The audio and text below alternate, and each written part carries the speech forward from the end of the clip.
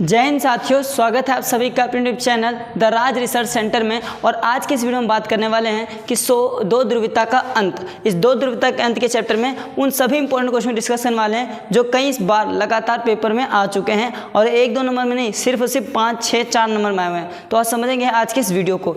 खास ही इस वीडियो को मैं इस तरह से शुरुआत करूँगा कि आपको एक शायरी सुनाना चाहता हूँ। ये है क्या? शायरी ये है कि दुख ये दर्द सब तेरे अंदर है, तू बनाए अपने इस पिंजरे से बाहर निकल के देख, तू अपने आप में एक सिकंदर है। कहने का मतलब ये था कि ये दुख ये दर्द, यानी कि आपको ये लगता होगा बहुत भारी चैप्टर है, लेकिन कुछ नहीं है दोस्तों, बस आपकी थोड़ी सी मेहनत की ज़रूरत है। और जिस समय आपने थोड़ी सी मेहनत लगा दी तो समझो इस साल आपके 90 नंबर फिक्स हैं, 100 में से 90, उससे कम नहीं आएंगे। बस ये है कि एग्ज़ाम टाइम आ चुका है और अब आपको मेहनत करना है। और मेहनत कैसे करेंगे? आप अपने घर पर नोट्स तैयार कीजिए और साथ ही साथ हमारे यूट्यूब चैनल जुड़े हैं ताकि आपको पल पल की खबर आपको देते रहे, खासकर इंपॉर्टेंट क्वेश्चन जो कईयों बार पेपर में आ चुका है। तो स्टार्ट करते हैं दो ध्रुवीयता के अंत के चैप्टर के इंपॉर्टेंट क्वेश्चन से। तो पहला क्वेश्चन दोस्तों है क्या? पहला क्वेश्चन ये कह रहा है कि सोवियत प्रणाली क्या है और इसकी विशेषता। कईयों बार पेपर में आया है और कईयों बार, और जब भी आए 6 नंबर में आए, 6 और 5 नंबर कैटेगरी में आए। तो अभी है क्या समझो। सोवियत प्रणाली क्या है पहले तो ये समझते हैं। सन 1917 में रूसी क्रांति हुई थी, ये तो आपको पता ही है। सन 1917 में रूसी क्रांति हुई थी। इस क्रांति के अंदर रूस के शासक ज़ार निकोलस द्वितीय का विरोध किया गया था और उनको वहाँ सत्ता से हटा दिया गया था। और उसके बाद वहाँ पर एक नए संगठन की स्थापना हुई जिसका नाम रखा गया USSR। क्या नाम रखा गया? USSR, जिसकी फुल फॉर्म भी आती है union of Soviet socialist Republic, यानी समाजवादी सोवियत गणराज्य संघ। इसकी स्थापना कर दी जाती है। अब तो सोवियत प्रणाली समझ में आ गया। अब इसकी विशेषता समझो। पहला, सोवियत संघ की अर्थव्यवस्था बहुत ही ज़्यादा मजबूत थी। तो पहला जाएगा मजबूत अर्थव्यवस्था। सोवियत संघ की अर्थव्यवस्था इतनी मजबूत थी कि यहाँ छोटे छोटे पिन से लेके बड़ी से बड़ी कार बनाया जाता था। सोच सकते हो दोस्तों, जिस देश के अंदर छोटा पिन और बड़ी कार सब उसी देश के अंदर बनती है तो देश कितना आत्मनिर्भर होगा। दूसरा, इसकी मजबूत मुद्रा थी। सोवियत संघ की मुद्रा रूबल अंतर्राष्ट्रीय स्तर पर अमेरिकन डॉलर को टक्कर दे रही थी। सोवियत संघ के पास प्राकृतिक संसाधन बहुत ज़्यादा थे। स्पेशलिस्ट यूरेनियम हो गया, आपका यूरेनियम हो गया, पेट्रोल हो गया, प्राकृतिक गैस हो गया, ये सब भारी मात्रा में किसके पास? सोवियत संघ के पास। साथ ही साथ सोवियत संघ के पास था उन्नत प्रौद्योगिकी। अभी प्रौद्योगिकी क्या होता है? प्रौद्योगिकी का मतलब दोस्तों यहाँ टेक्नोलॉजी से, यानी सोवियत संघ के पास ना टेक्नोलॉजी बहुत ही उन्नत किस्म की थी कि दूर दराज के इलाकों को आपस में जोड़ दिया करता था। समझो दोस्तों, ये जो मैप है ध्यान से देखो, इस मैप में यहाँ से लेकर यहाँ तक केवल सोवियत संघ था, यहाँ से ये, यहाँ से लेकर ये, और इस सोवियत संघ से यहाँ से लेकर यहाँ तक के केवल कम्युनिकेशन के माध्यम से क्या करता था? एक दूसरे को जोड़ देता था। इतनी टेक्नोलॉजी हाई थी। यहाँ फाइटर जेट प्लेन, परमाणु बम वगैरह सब था। बहुत ही आगे था कौन? सोवियत संघ टेक्नोलॉजी के मामले में। और सबसे अच्छी बात सोवियत संघ की ये थी कि यहाँ पर हर एक व्यक्ति के लिए न्यूनतम जीवन स्तर, ये क्या था दोस्तों? सुनिश्चित था। तो न्यूनतम जीवन स्तर का मतलब ये है कि सोवियत संघ के अंदर जन्म लेने वाले हर एक व्यक्ति को शिक्षा, स्वास्थ्य, भोजन, यहाँ तक कि रोजगार तक की जिम्मेदारी वहाँ की सरकार की होती है। और ये सबसे बड़ी अच्छी मतलब कह सकते हो बहुत ही अच्छा पॉइंट था किसका? सोवियत संघ का। तो यहाँ तक तो आपको समझ में आ ही गया होगा कि सोवियत प्रणाली क्या थी और सोवियत प्रणाली क्या क्या विशेषताएँ हैं। अब क्वेश्चन नंबर हम सेकेंड की ओर बढ़ते हैं कि सेकेंड क्वेश्चन क्या है। क्वेश्चन नंबर सेकेंड आपका ये कह रहा है कि अच्छा, मैं क्वेश्चन फर्स्ट मिटो देता हूँ, नोट कर लीजिए। अगर नोट कर लो तो स्क्रीनशॉट लेके एक बार स्क्रीनशॉट ले लो। अब मैं मिटो दे रहा हूँ।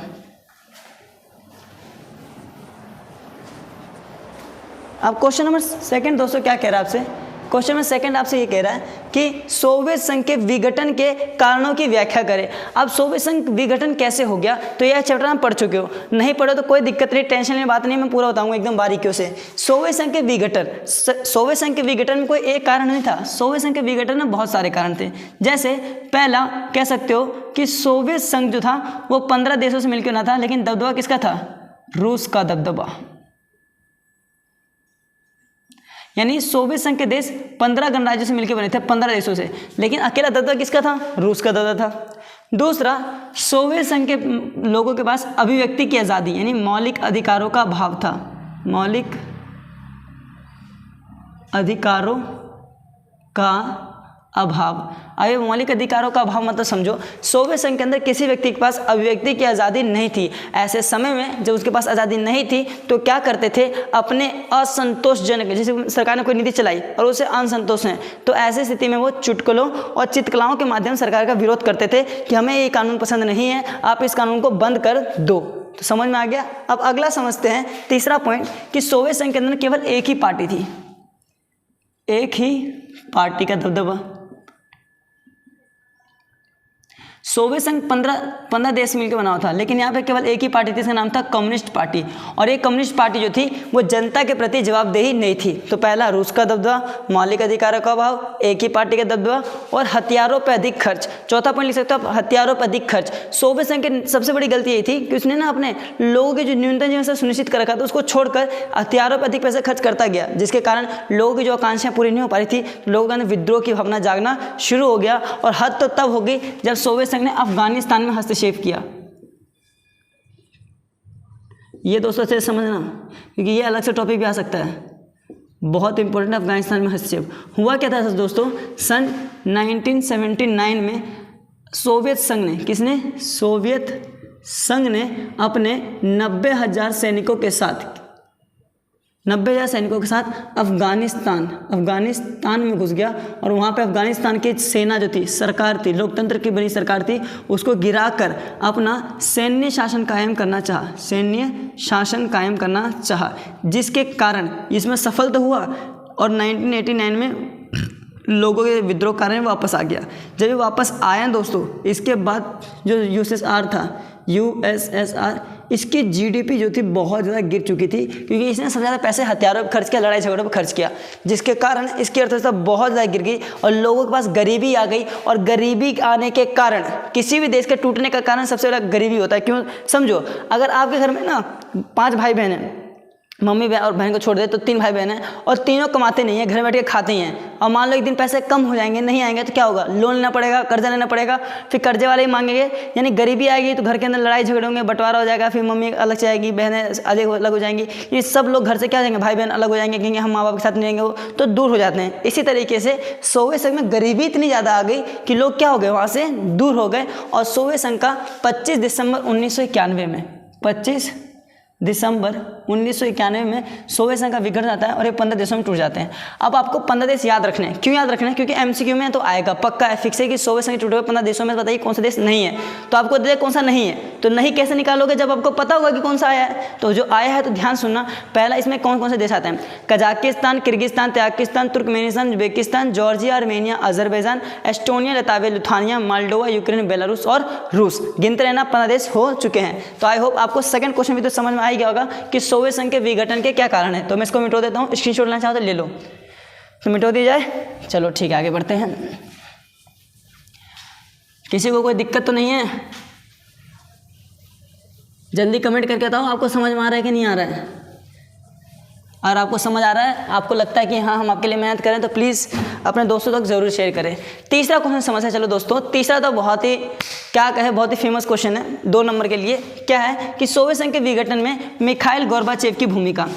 इन बंदे का नाम ऐसा है ना, नाम जैसा है काम भी वैसा है। नाम क्या देखो, मिखाइल गोर्बाचेव, यानी जैसा नाम है वैसा इनका काम है। अब समझो काम है क्या। सोवियत संघ के विघटन मिखाइल गोर्बाचेव की भूमिका। पहले समझते हैं मिखाइल गोर्बाचेव है क्या। ये 1980 के दशक में सोवियत संघ के अंदर कम्युनिस्ट पार्टी के महासचिव बने, यानी अध्यक्ष बन गए, और सारा काम वाम इन्हें देख रेख करने लग गए। अब जैसे ही सत्ता में आए तो इन्होंने कहा हम सोवियत संघ को सुधार देंगे। ऐसे कैसे सुधार देंगे, एकदम किसने कह दिया, मिखाइल गोर्बाचेव ने। और ये बगलोल 2 नीति चलाया। पहले समझो कौन कौन सी थी। एक नीति था पेरेस्ट्रोइका और दूसरी थी ग्लासनोस्ट।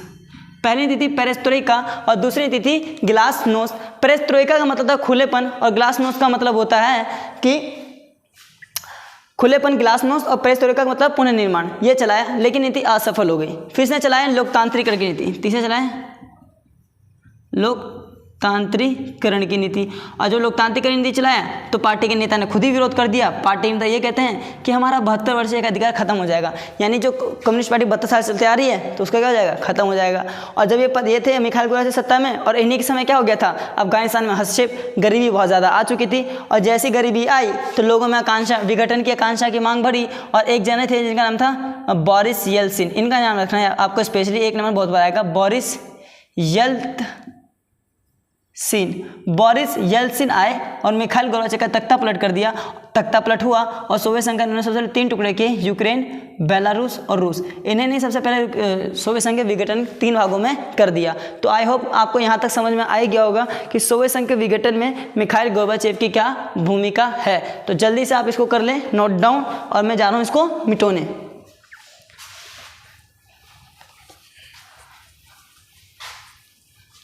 दोस्तों अगर आपको समझ में नहीं आ रहा हो तो प्लीज़ कमेंट में क्वेश्चन डाल देना कि आपको कहाँ समझ में नहीं आया, ताकि मैं नेक्स्ट वीडियो में आपका सुझाव दे सकूं। या आपको कोई से नए टॉपिक समझ में नहीं आ रहे तो वो भी आप कमेंट कर सकते हो, ताकि मैं उस पर वीडियो बना सकूं।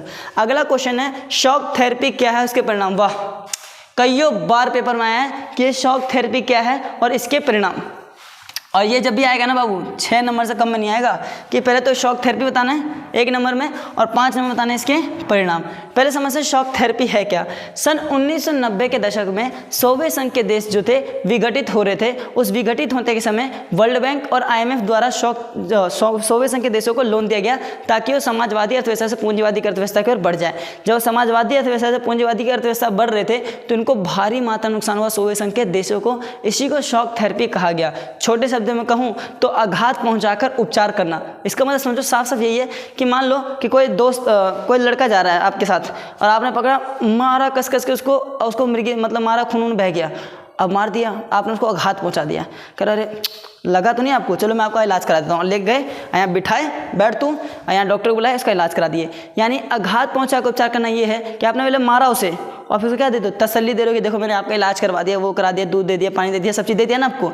यानी आपने उसको तसल्ली दिया। कहने का मतलब यही था कि जब सोवियत संघ के देश समाजवादी अर्थव्यवस्था से पूंजीवादी की बढ़ रहे थे तो उसके दौरान बहुत से लोगों की अर्थव्यवस्था गिर गई, आकांक्षा पूरी नहीं हुई, गरीबी आ गई, महंगाई बढ़ गई, पॉवर्टी की कीमत से ज़्यादा हो गई। तो ऐसी स्थिति में उनको बाद में अमेरिका के देश क्या करते उपचार, वर्ल्ड बैंक और IMF कह रहे थे चलो हम आपको लोन देते हैं, आप ही आ जाइए।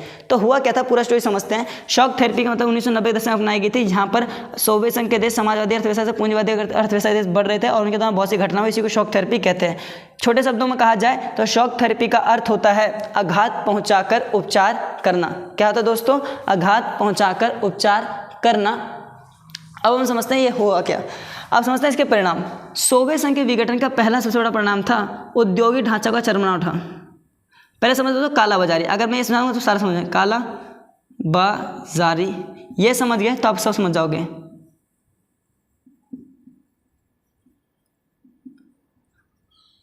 समझो हुआ क्या था दोस्तों, जब शॉक थेरेपी आई थी तो वहाँ सोवियत संघ की जनता को एक आधिकारिक प्रमाण पत्र दिया गया और ये कहा गया जनताओं से कि देखो अब हमारे सोवियत संघ के सभी चीज़ें नीलाम होने वाली हैं, तो आपके पास पैसा हो तो आप बोली लगा के इसे खरीद लीजिएगा, वरना बाहर के देश खरीदेंगे तो दिक्कत आ जाएगी। हुआ क्या कि सोवियत संघ में गरीबी बहुत ज़्यादा थी, पैसे न होने के कारण सोवियत संघ की जनताओं ने थोड़ी बहुत पैसों के जल्द पैसों के चक्कर के कारण इन आधिकारिक प्रमाण पत्रों काला बाजारी के हाथों में बेच दिया। अब ये काला बाजारी के हाथों में गया और इन काले बाजारी के हाथों में जैसे ही गया और इन्होंने USA में जाकर इनको बेच दिया और USA के लोग आगे कहाँ बोल लगाने, सोवियत संघ के अंदर। तो जैसे सोवियत संघ का शॉक थेरेपी हुआ तो इसका पहला परिणाम काला बाजारी।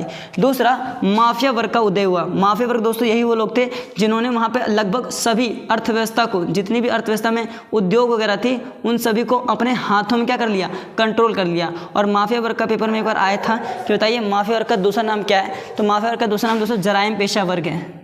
जराइम पेशा वर्ग। 2 पॉइंट समझ में आ गया। तीसरा पॉइंट समझते हैं कि शॉक थेरेपी क्या परिणाम हुए। बैंकों का दिवालिया हो गया दोस्तों। क्या हो गया, बैंकों का दिवालिया। दिवालिया का मतलब ये था कि जब सोवियत संघ की अर्थव्यवस्था डूब गई थी तो बैंक भी सारे डूबने लग गए थे और एक सोवियत संघ की सबसे बड़ी बैंक थी उस समय, उस बैंक का नाम है इकॉम। याद रखना, सोवियत संघ की बैंक का नाम है इकॉम, उसका भी क्या हो गया, दिवालिया। और उसके साथ साथ लगभग 1500 बैंकों का क्या हो गया, साथ साथ दिवालिया। 1 2 नहीं 1500 बैंक। समझ सकते हो दोस्तों 1500 बैंक कितने लाख लोगों की जमा पूंजी होगी। अगर आप भारत में SBI का देख लो कितना करोड़ रुपये उसके पास एक दिन में जमा होता है, एक दिन में निकलता है। और सोवियत संघ में से 1500 बैंकों क्या हो गया, दिवालिया, यानी सभी लोगों का पैसा खत्म हो गया। औद्योगिक ढांचा देखते हैं उनका। औद्योगिक ढांचा की तो बात ही मत करो। सोवियत संघ की पूरी औद्योगिक ढांचा क्या हो गई थी, चरमरा उठी थी। चरमरा उठने का मतलब बात यह है कि सोवियत संघ के जितने भी उद्योग थे उन सभी उद्योगों 90% उद्योगों को वो निजी हाथों में बेचा गया, और जब निजी हाथों में बेचा गया तो औने पौने दामों में बेचा गया, इसलिए इतिहास का सबसे बड़ा गैराज सेल भी इसे कहा जाता है। यहाँ तक समझ आ गया। तो औद्योगिक ढांचा चरमरा उठा, 90% उद्योग को निजी हाथों में बेच दिया गया, और इसे इतिहास का सबसे बड़ा गैराज सेल कहा जाता है। माफिया वर्ग का उद्योग जिसने पूरी अर्थव्यवस्था को अपने हाथों में ले लिया, जिसे हम जराइम पेशा वर्ग कहते हैं। कालाबाजारी हुई, बैंकों का दिवालिया हो गया, और रूसी मुद्रा रूबल में, कौन से दोस्तों, रूसी मुद्रा रूबल में नाटकीय ढंग से क्या आई, गिरावट देखने को मिली। तो यहाँ तक समझ में आई क्या होगा आपको कि शॉक थेरेपी क्या है और शॉक थेरेपी के आए हुए क्या परिणाम है। तो आप स्क्रीनशॉट ले लो, फिर इसके बाद मैं इसे मिटाने वाला हूँ।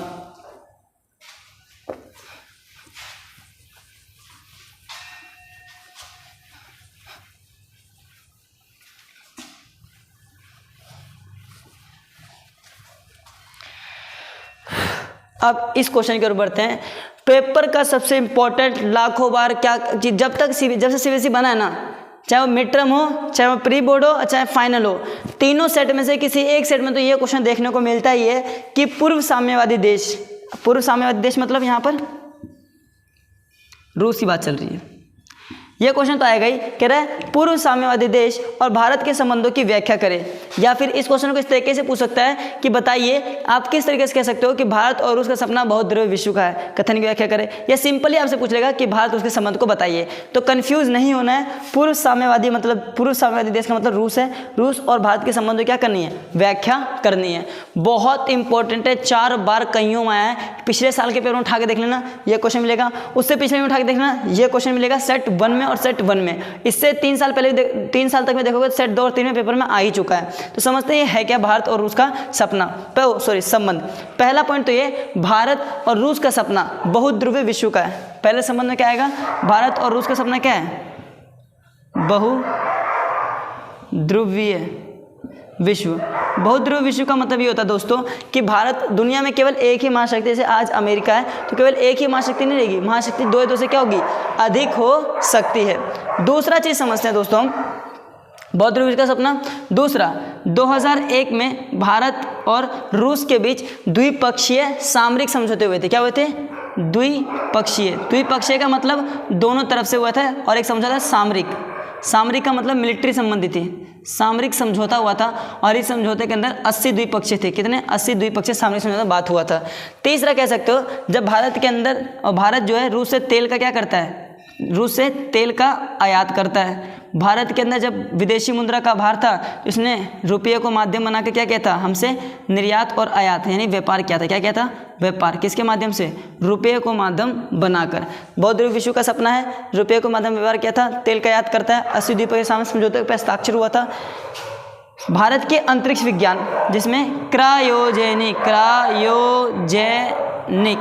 क्रायोजेनिक रॉकेट देके भी अंतरिक्ष में क्या की है, मदद की है। भारत के अंदर जितने भी सैनिक सामग्री होती है, कौन सामग्री, सैनिक सामग्री जो होती है वो भी हमें कहाँ से मिलती है दोस्तों, ज़्यादातर रूस से मिलती है। भारत जो है वो रूस से दुनिया के दूसरे नंबर से क्या खरीदता है, हथियार खरीदता है। क्या खरीदता है दोस्तों, हथियार खरीदता है। तो आपको यहाँ तक समझ में आएगा कि भारत और रूस का सपना बहुध्रुवीय विश्व, मतलब भारत और रूस का क्या संबंध है। तो पहला, सैनिक सामग्री भारत सबसे ज़्यादा रूस से खरीदता है। दूसरा, हथियार सबसे ज़्यादा दुनिया के दूसरे नंबर से ज़्यादा रूस हथियार कौन खरीदता है, भारत और रूस के बीच बहुत ज़्यादा क्या होता है, व्यापार भी होता है। तेल की आयात भी कहता है, जब तेल का महंगाई हमारे देश में हो गई थी तब उसने रूबल और रुपये को माध्यम बना के आपस में व्यापार किया था। बहुध्रुवीय विश्व का सपना है, दुनिया में एक नहीं एक से अधिक महाशक्ति होगी। 2001 में 80 द्विपक्षीय सामरिक समझौते में हस्ताक्षर हुआ था। भारत के अंतरिक्ष विज्ञान में क्रायोजेनिक रॉकेट देके भी सोवियत संघ ने क्या की थी, हमारी मदद दी थी। तो फटाफट आप यहाँ पे स्क्रीनशॉट ले लीजिए, फिर आगे आप समझते हैं कि इस वीडियो में है क्या।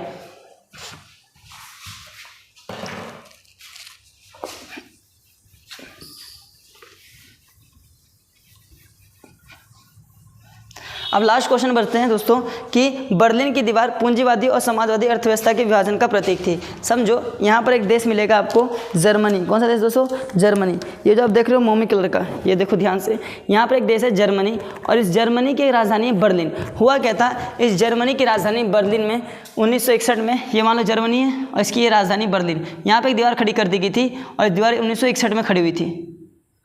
1961 के बाद इधर जो था सोवियत संघ का था, यूएसएसआर का, और इस पूरे एरिया पे जो था वो यूएसए कब्जा था, यानी कि अमेरिका का था। तो हम कह सकते हैं कि बर्लिन की दीवार पूंजीवादी और समाजवादी अर्थव्यवस्था के विभाजन का प्रतीक थी। एक दो और क्वेश्चन सुन लो कि बर्लिन की जो दीवार थी ये 150 किलोमीटर से भी लंबी थी। दूसरा, ये लगभग 28 वर्ष तक खड़ी रही और जनता द्वारा 9 नवंबर 1989 में सोवियत संघ बर्लिन की दीवार को तोड़ दिया गया और 1990 में जर्मनी का एकीकरण हो गया। यानी जर्मनी भी एकीकरण कब हुआ? 1990 में। और आज के समय जर्मनी दुनिया की चौथी सबसे बड़ी अर्थव्यवस्था बनकर बैठी हुई है और भारत जो है 5वें पे। आई होप आपको पूरा वीडियो समझ में आ गया। अगर वीडियो समझ आया तो प्लीज़ अपने दोस्तों तक जरूर शेयर करें। धन्यवाद। जय हिंद, जय भारत।